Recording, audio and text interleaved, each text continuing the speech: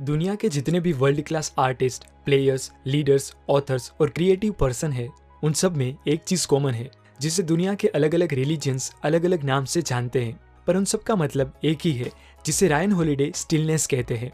Stillness मतलब खराब से खराब और अच्छी से अच्छी सिचुएशन में भी अपने माइंड को स्टिल रखने की कला।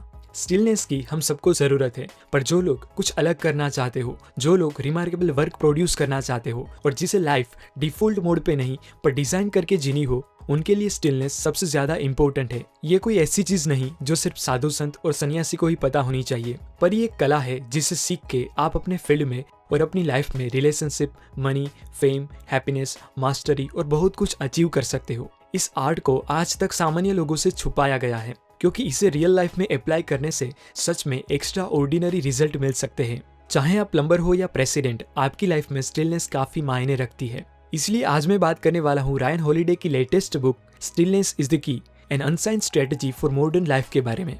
रायन ने अपनी पहली 2 best selling books obstacle is the way and ego is the enemy, ancient Roman philosophy, stoicism पर लिखी थी। लेकिन इस बार उन्होंने स्टोइसिज्म ही नहीं पर दुनिया के कई सारे अलग अलग रिलीजन्स को स्टडी किया। तब उनको सब में एक चीज कॉमन देखने को मिली, जो है इनर पीस। सभी रिलीजन्स में स्टिलनेस को ही हैप्पी और मीनिंगफुल लाइफ की माना गया है, और एट द एंड सभी रिलीजन्स हमें शांति की ओर ही जाने को कहते हैं। और इसी से इंस्पायर्ड होकर रायन ने स्टिलनेस इज द की लिखी। रायन कहते हैं कि अभी हम एक नॉइजी वर्ल्ड में जी रहे हैं, जहाँ पर हर एक चीज हर वक्त बस हमारा अटेंशन चाहती है। मैसेजेस, नोटिफिकेशंस और न्यूज से हम जरा भी दूर नहीं है। आज हमें कोई भी जब चाहे तब डिस्टर्ब कर सकता है, और हर वक्त आर्ग्यूमेंट्स और अपडेट्स हमारे आसपास ही घूमते रहते हैं। हिस्ट्री कहती है कि अपने माइंड को कंट्रोल करके अपने अंदर पीस बनाए रखना और अपने इमोशंस पे कंट्रोल पाना एक्सट्रीमली डिफिकल्ट टास्क है, पर मास्टर्स का मानना है कि डेडिकेशन और इंस्ट्रक्शन के जरिए धीरे धीरे हम स्टिलनेस को पा सकते हैं। ऑथर कहते हैं कि मेडिटेशन के अलावा भी कई सारी डे टू डे एक्टिविटीज है जिससे हम स्टिलनेस को अचीव कर सकते हैं। इसीलिए आज मैं आपको 3 ऐसे प्रिंसिपल्स बताने वाला हूँ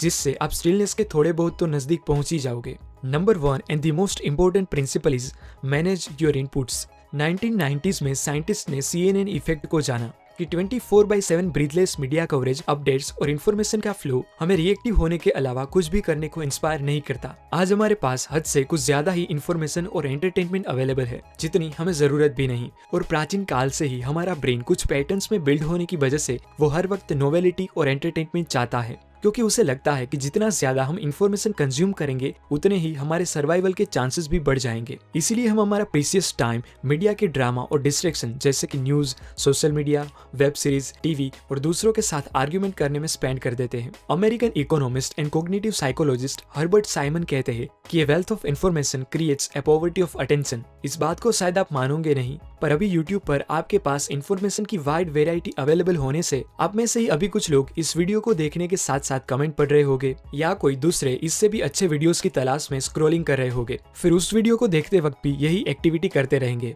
और एट दी एंड काफी सारा टाइम इन्फॉर्मेटिव वीडियोस देखने के बावजूद भी उनको अच्छा महसूस नहीं होता, क्योंकि उन्होंने अपने माइंड को स्टिल करके कोई एक ही काम करने के लिए ट्रेन ही नहीं किया। इस प्रॉब्लम के सोल्यूशन के लिए द 4 आवर वर्क वीक के ऑथर टिम फेरिस ने सोल्यूशन फाइंड किया, जिसे वो लो इन्फॉर्मेशन डाइट कहते हैं। लो इन्फॉर्मेशन डाइट मतलब माइंड के लिए उपवास।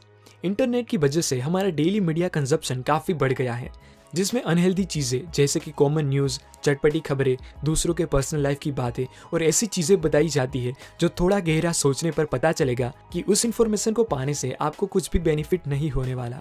अभी लोग अपनी बॉडी को फिट रखने के लिए जिम जाने लगे हैं, ग्रीन टी पीने लगे हैं और अपने डाइट के ऊपर भी ध्यान देने लगे हैं। यानी कि उनकी बॉडी के अंदर क्या जाएगा उस पर उनका पूरा कंट्रोल है, लेकिन उनके माइंड के अंदर क्या जाएगा उस पर उनका जरा सा भी कंट्रोल नहीं है, क्योंकि अभी आप जिसके सामने देख रहे हो उस स्क्रीन से किसी को भी मैनिपुलेट किया जा सकता है। अभी हम ऐसे टाइम में जी रहे हैं जहाँ न्यूक्लियर वेपन से ज्यादा खतरा इस स्क्रीन से है, क्योंकि इसी से लोगों को हंसाया जाता है, रुलाया जाता है, अच्छा महसूस करवाया जाता है और बहुत ही आसानी से किसी के खिलाफ भड़काया भी जा सकता है। अगर आपने नोटिस किया हो तो आजकल एड्स में ज्यादातर ब्यूटीफुल फीमेल मॉडल्स को ही दिखाया जाता है, क्योंकि वो हमारे माइंड के डीप इमोशंस को टारगेट करना चाहते हैं, जिससे बहुत ही आसानी से वो हमारा अटेंशन पा सके, क्योंकि हम ओवर स्टिम्युलेटेड होते हैं। कभी कभी एक नन्हा सा रेड कलर का नोटिफिकेशन आइकन हमारे कई घंटे वेस्ट करने का रीजन बन जाता है।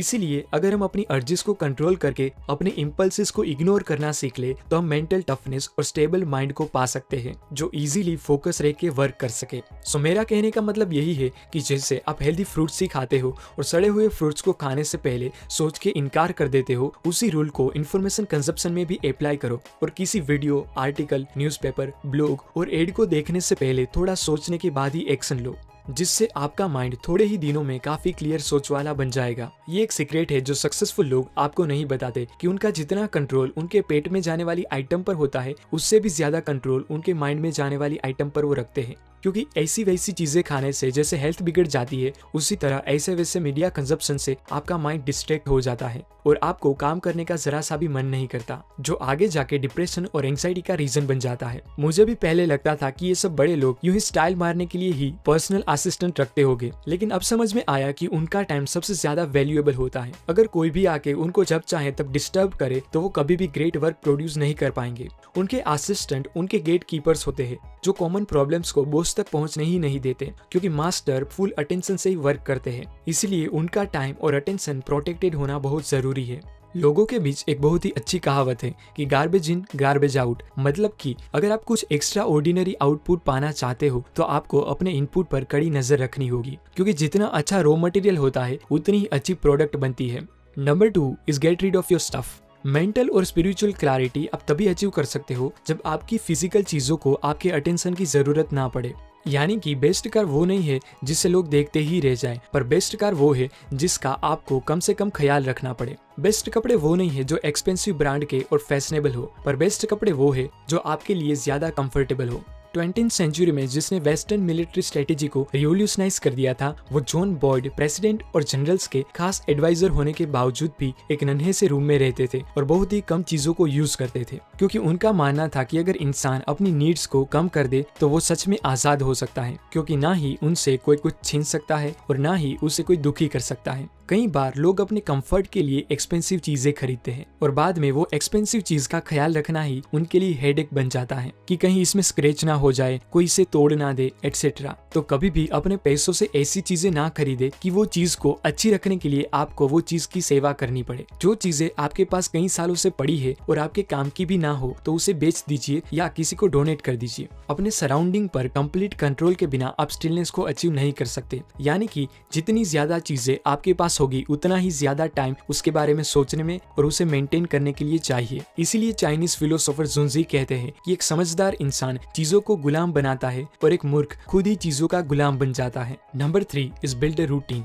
कुछ लोगों के लिए सुबह उठते ही एंडलेस क्वेश्चनरी स्टार्ट हो जाती है कि कितने बजे उठना है, क्या पहनना है, क्या खाना है, कौन सा काम पहले करना है, और ऐसे कई सारे क्वेश्चंस जो आपके दिमाग की हर रोज खामखाई वाट लगा देते हैं। इसीलिए रूटीन जरूरी है, क्योंकि जब आपकी बॉडी एक्टिविटी से फैमिलियर होगी तब आपका दिमाग रिलैक्स हो सकता है और वो मोनोटोमी आपकी मसल मेमोरी बन जाती है। एग्जाम्पल देके बताऊँ तो कई बार गहरी सोच में डूबे आप बाइक लेके कॉलेज से घर तक पहुंच जाते हो और आपको याद भी नहीं रहता कि आपने कब ब्रेक लगाई और कब गियर्स चेंज किए, क्योंकि वो गियर बदलने की और ब्रेक लगाने की प्रोसेस पास्ट में हुई रिपीटेशन से आपकी बॉडी की मसल मेमोरी बन गई होती है जो अपना काम करती है। यानी कि आपकी बॉडी की मसल मेमोरी एक्टिविटी से फैमिलियर होने की वजह से आपका ब्रेन गहरी सोच में जाके अपना काम कर सकता है। आप जो भी मानो, पर सच तो यही है कि अभी दुनिया में जितने भी गेम चेंजर्स लोग हैं वो सबके पास अपने अपने रूटीन्स है और वही उनकी स्ट्रेंथ का रीजन भी है। स्टिलनेस सिर्फ मेडिटेशन से ही अचीव की जा सकती है, वो गलत बात है। स्टिलनेस को पाने के पाथ अलग अलग हो सकते हैं, पर outcome strength, happiness, mental toughness, control over emotions और इनर पीस है। इस बिजी 21st सेंचुरी में स्टिलनेस आपकी एक यूनिक स्किल बन सकती है, जिससे आप हाई प्रेशर सिचुएशन में भी एक अल्फा मेल की तरह क्लियरली सोच के बहुत ही इजीली सिचुएशन को कंट्रोल कर सकते हो। वीडियो को एंड करने से पहले मैं आपको एक गोल्डन नगेट देना चाहता हूँ, जो मैंने इस बुक से सीखा है कि नेक्स्ट सुपर पावर उन्हीं के पास होगा जिनका उनके ब्रेन में जाने वाली इंफॉर्मेशन पर पूरा कंट्रोल हो, क्योंकि इंफॉर्मेशन से परसेप्शन और परसेप्शन से ह्यूमन बिहेवियर जनरेट होता है। ना ये सभी प्रिंसिपल्स मैंने स्टिलनेस इज द की से सीखे हैं, जो मुझे सच में बहुत ही अच्छे लगे, और इसमें और भी कई सारे प्रिंसिपल्स है जो शायद आपको भी पसंद आए। अगर आप इस बुक को रीड करना चाहते हो तो इस बुक की लिंक मैंने डिस्क्रिप्शन में दे दी है, जिससे आपको जरूर कुछ ना कुछ नया सीखने को मिलेगा। धन्यवाद।